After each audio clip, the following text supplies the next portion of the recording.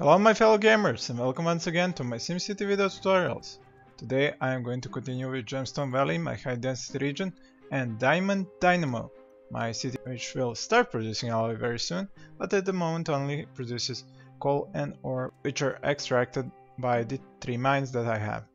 I have played a little bit in this city and have reached quite nice happiness with my sims that they are ready to go up to medium density. I have built, as I said, these 3 mines. I have the metals HQ, which is upgraded with the smelting division. All the sims are snugly and cozy in my city, and the recycling center, one of them, is up and running, but it is only collecting recyclables, not producing any, because I'm not really creating a lot of recyclables. Only about 600 cans per day are collected.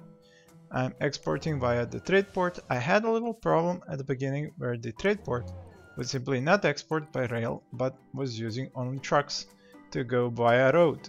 It took a little bit forcing because I had to bulldoze this freight rail terminal, build it again, and then the train started coming in to take the ore away. So if you get that bug, just bulldoze it, rebuild it, and it's gonna work out.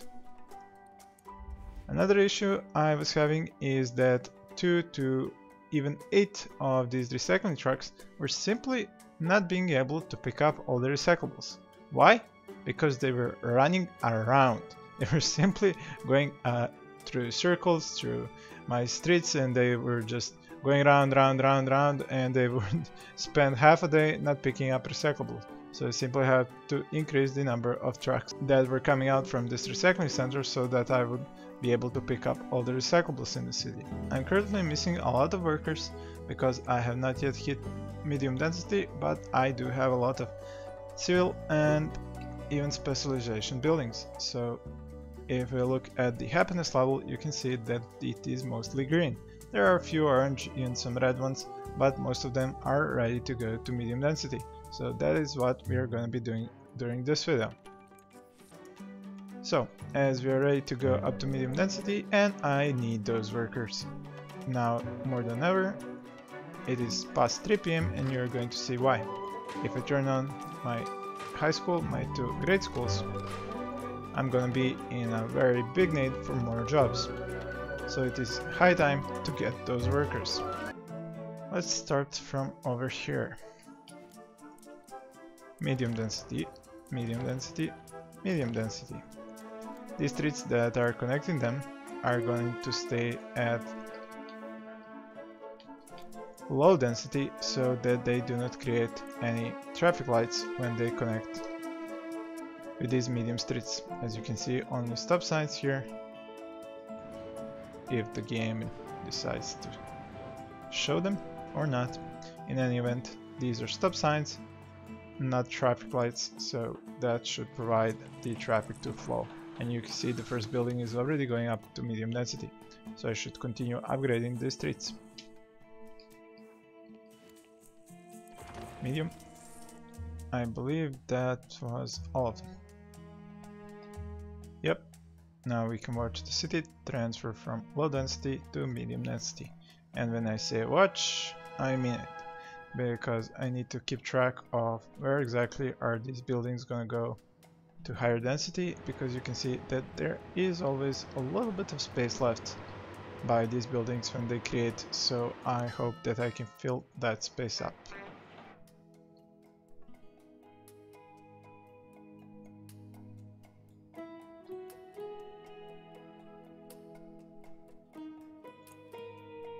You'll notice some of these places have been unzoned. This is because I like to bulldoze those low density, low wealth buildings that get built in medium or high wealth neighborhoods. Simply because I have no shops for them in those neighborhoods and they're just gonna be cranky about it and say how I'm not respecting them. This is one of the problems I end up with more often than not. I have these here 2 medium wealth shops, but only one of them was ready to go up to medium density, which means that instead of having a medium wealth building, which needs to take up this much space, I am ending up with a low wealth medium density shop. In order to stop this from happening, I simply need to bulldoze the one that does not have enough happiness, bulldoze the one that was already starting to get built, and then hopefully this one should encompass in the entire area and go to medium wealth and medium density. This is medium wealth, but I would like to see medium density. This is also the moment where you have to unzone all your high wealth, low density shops in order to stop them from going to medium density, low wealth. Just like these two that I have over here. Same thing over here with these.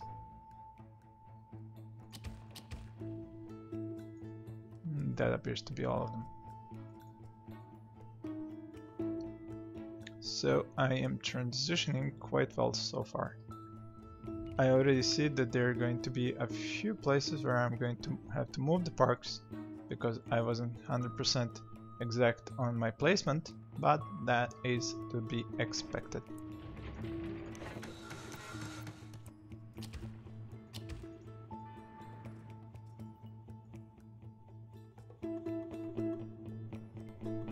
Now, as I transition to medium density, I'm going to enable more of these trucks to pick up recyclables, as I'm expecting the number of recyclables per day to go up as more buildings go up in density.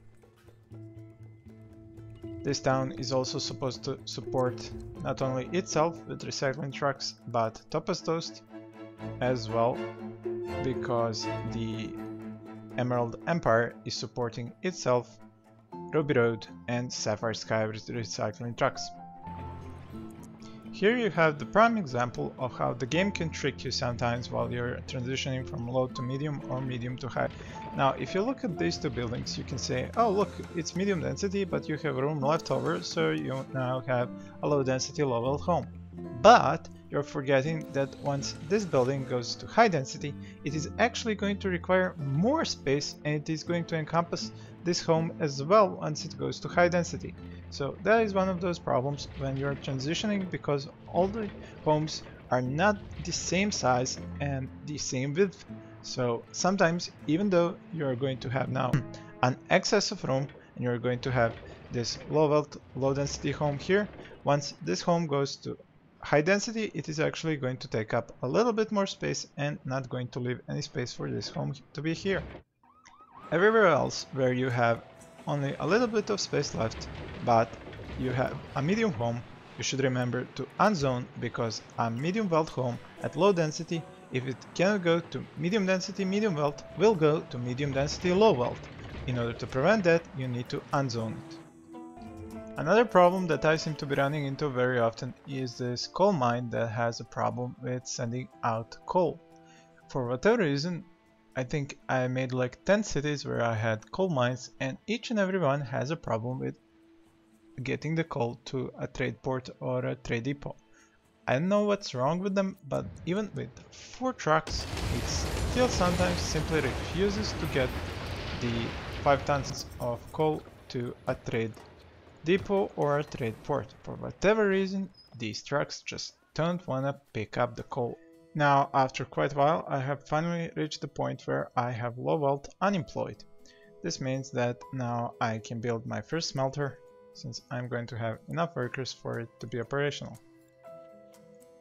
It's going to be placed right here. The metal furnace is going to be destroyed, and instead of it, I'm going to be building alloy.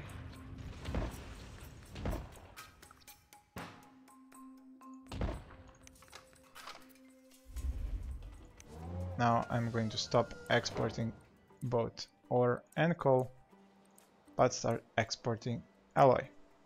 I have also turned on one of these alloy reclamation lines, which is now producing alloy from all the recyclables that I have managed to pile up in the last few days. As for the rest of the town, only a portion of it has not gone to medium density, and hopefully it will, now that I'm going to have a lot of open jobs. As you can see, I am from 80 unemployed now gone up to 1,300 unfilled low wealth jobs. So I'm going to have plenty of jobs available for those low wealth once they go to medium density. these few neighborhoods that I have left over as low density. You will also notice an interesting fact that when you go to medium density on a street, it is most often going to be a shop that's going to go to medium density first and then the residential. That is because it seems that shops have a lot less of a problem to gain enough happiness to go to a higher density level because they're selling goods, while Sims have a problem of actually going and buying those goods.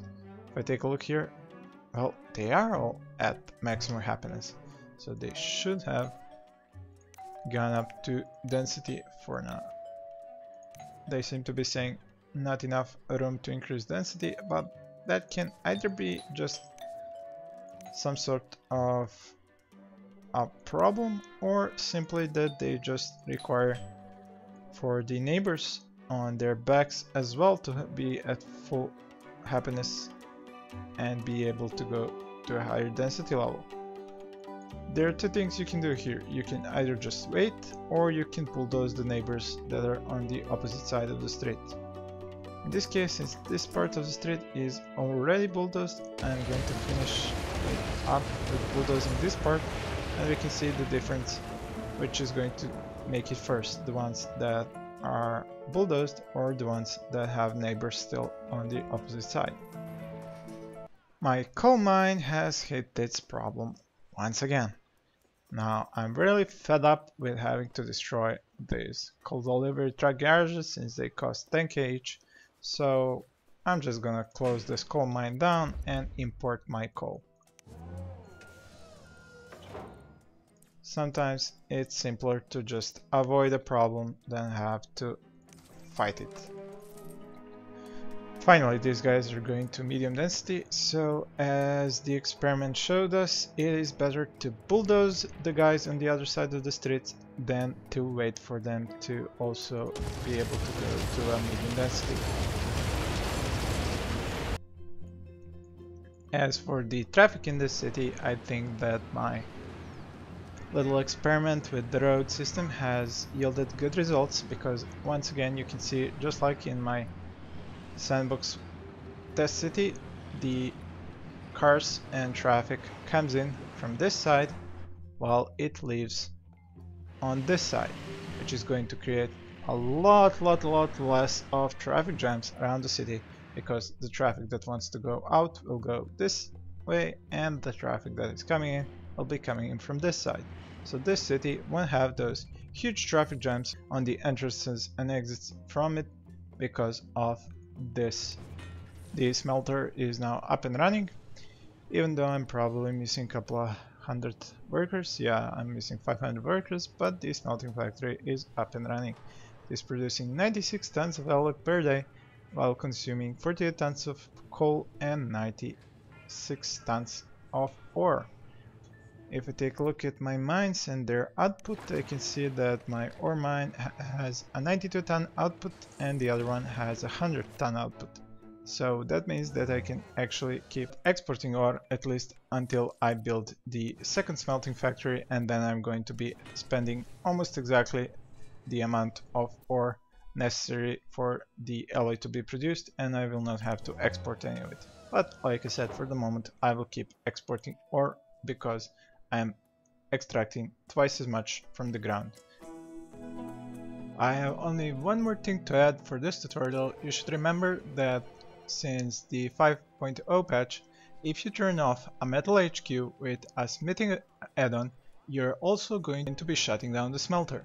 So from this patch, you always have to have the metals HQ online for your smelting factory to be online as well. So you cannot use the old trick that I showed you just to turn off the HQs once you have built the buildings that you needed the HQ to unlock. So like I said, that would be all for this video. Thank you for watching and please stay tuned for more.